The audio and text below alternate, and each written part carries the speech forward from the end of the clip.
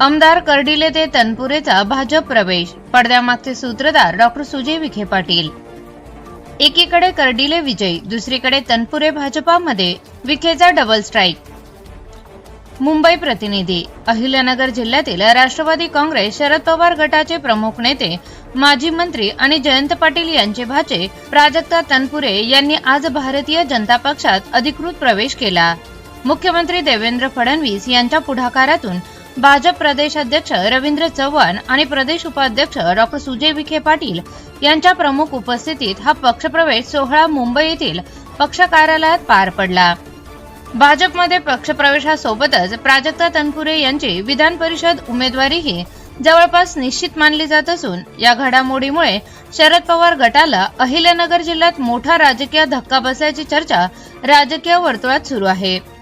राज्यात राज्यमंत्री म्हणून काम केलेले तनपुरे यांचा भाजप प्रवेश हा जिल्ह्याच्या राजकारणातील महत्त्वाचा टप्पा मानला जात आहे। राहुरी विधानसभा पोटनिवडणुकीत भाजप उमेदवार अक्षय कर्डिले यांना उमेदवारी मिळवून देण्यापासून ते त्यांना विजयी करून विधानसभेत पाठविण्यापर्यंतच्या संपूर्ण राजकीय घडामोडींमध्ये डॉक्टर सुजय विखे पाटील यांची भूमिका अत्यंत महत्त्वाची होती। पक्षांतर्गत समन्वय साधत त्यांनी भाजप नेतृत्वाशी सातत्याने संपर्क ठेवला आणि उमेदवारी निश्चित झाल्यानंतर स्वतः मैदानात उतरून राहुरी, नगर आणि पाथर्डी मतदारसंघात प्रचाराची प्रभावी धुरा सांभाळली।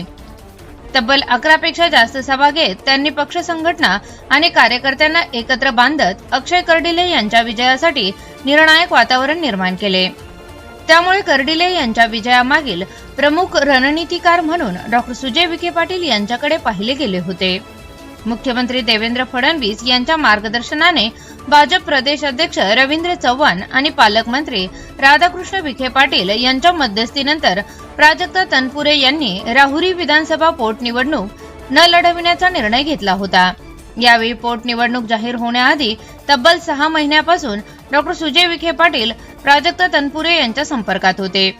याच राजकीय रणनीतीचा पुढचा टप्पा म्हणजे माजी मंत्री प्राजक्ता तनपुरे यांचा भाजप प्रवेश झाला असून जिल्ह्यातील बदलत्या राजकीय समीकरणाचा अचूक अंदाज घेत डॉक्टर सुजय विखे पाटील यांनी तनपुरे यांच्याशी संवादाची दारे खुली ठेवली आणि त्यांना भाजपामध्ये आणण्यासाठी पडद्यामागून महत्त्वाची भूमिका बजावली।